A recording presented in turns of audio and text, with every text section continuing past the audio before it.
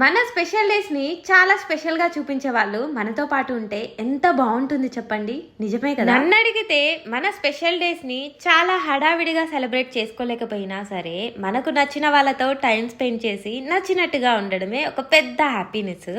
అయితే ఈరోజు నేను మా శ్రీవారు అనుకున్నది ఒకటే, ఈ 1 month చిన్న సెలబ్రేషన్ని మంచిగా ఆ దేవుడి బ్లెస్సింగ్స్ తీసుకొని వాటితో పాటు అత్తయ్య మావయ్య బ్లెస్సింగ్స్, అమ్మా నాన్న బ్లెస్సింగ్స్ ఉంటే చాలు అని చెప్పి అనుకున్నాం అనమాట.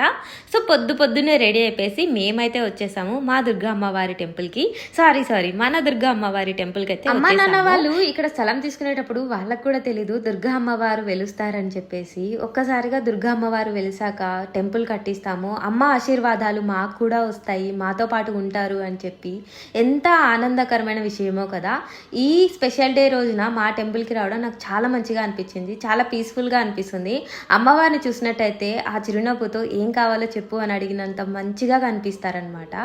ఇక అమ్మవారి ఆశీర్వాదం తీసుకునేసి అమ్మ వాళ్ళ ఇంటికి అయితే బయలుదేరుతారు.